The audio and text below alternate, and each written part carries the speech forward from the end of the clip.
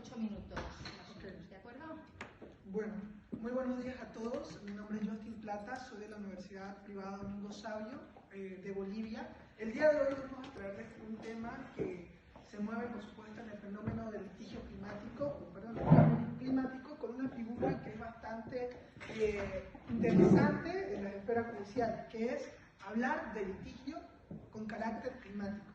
En esta investigación, por supuesto, busco identificar si este tipo de litigio se ha desarrollado en Bolivia, identificar áreas potenciales para el desarrollo, pero además qué barreras, qué limitaciones existen para el desarrollo del mismo.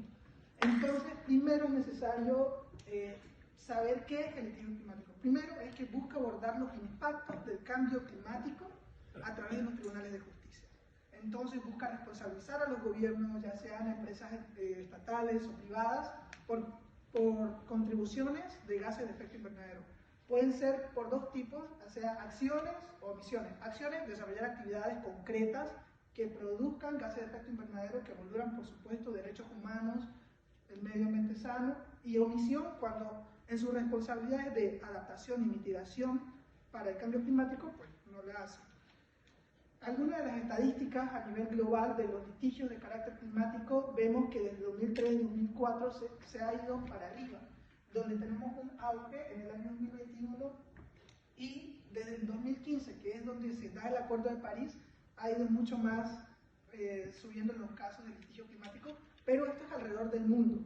Entonces yo he buscado, con el fin de identificar si se ha desarrollado el caso de litigio climático en Bolivia, en dos plataformas que son globales, y en estas dos, que es la primera Sabin Center, un centro de investigación de la Facultad de Derecho de la Universidad de Columbia en Nueva York, que no tiene registros de casos de litigio climático que se hayan desarrollado en Bolivia.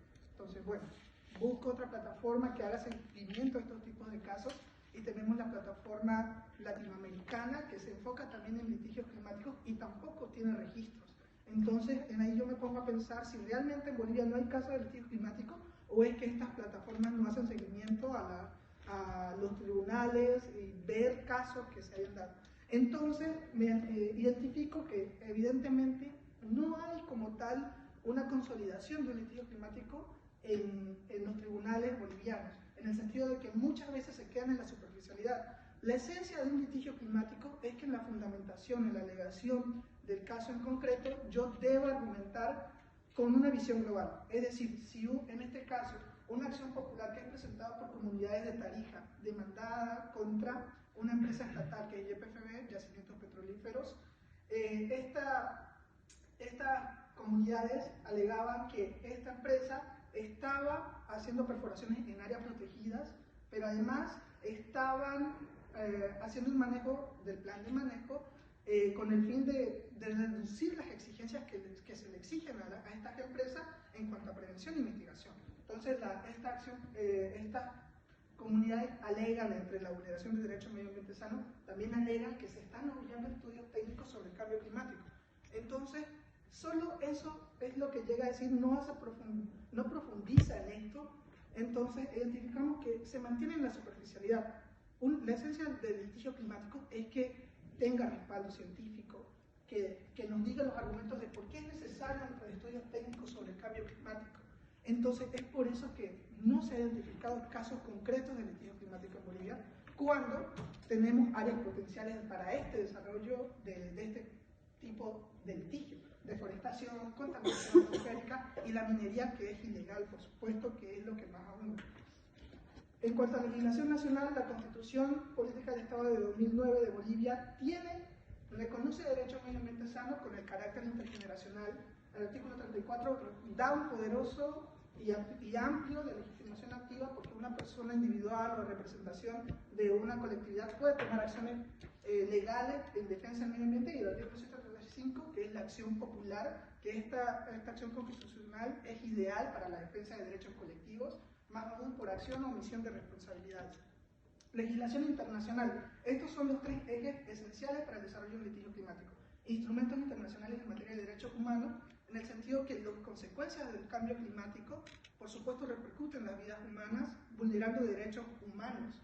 Régimen internacional del cambio climático. Tenemos el Acuerdo de París, Protocolo de Kioto, Convenio Marco de Naciones Unidas, y por supuesto que no deja de ser ser importante en los principios del derecho internacional ambiental: precaución, prevención, evaluación de impacto ambiental. Los tribunales, en los casos que se desarrollan a nivel global, consideran estos compromisos para sus fallos, porque los estados en estos compromisos reconocen que existe un problema global. Porque si bien muchos de estos instrumentos no tienen carácter coercitivo vinculante, entonces por eso es que nos encontramos con estados que firman tratados, pero la realidad ambiental es otra, ¿verdad? Entonces los tribunales lo consideran, invocan estos tratados exigiendo coherencia a los estados con lo que desarrollan en su legislación interna los estados, pero además sus acciones. Los desafíos que identificamos para el desarrollo del litigio climático: escasa información ambiental. El Estado boliviano, en su responsabilidad de realizar informes anualmente sobre la calidad ambiental en Bolivia, en la investigación encontramos que el último informe es del 2018. Entonces, ¿cómo yo puedo informar a la ciudadanía boliviana para que ellos tengan una participación ciudadana informada y además que hagan promoción de estos litigios climáticos? Además de situación de desigualdad, ¿cómo puedo exigirle a una comunidad indígena conseguir material probatorio científico, ya que se necesita fondos económicos para conseguir estas pruebas? Entonces, el Acuerdo de Escazú nos da dos mecanismos importantísimos para el desarrollo del litigio: reversión de la carga probatoria y carga dinámica de la prueba. La reversión de la carga probatoria es que la parte acusada, es decir, una empresa de yacimientos petrolíferos, debería demostrar que no causó el daño. Usualmente nos encontramos con litigios donde el que demanda debe demostrar que lo hizo, ¿verdad? En este caso, por la eminencia y que protegen los derechos, por supuesto, ambientales, que son importantísimos, pues tenemos eso. Además, la carga dinámica de la prueba, es decir, que la parte que tenga mayor posibilidad de dar pruebas en el litigio, pues debe hacerlo.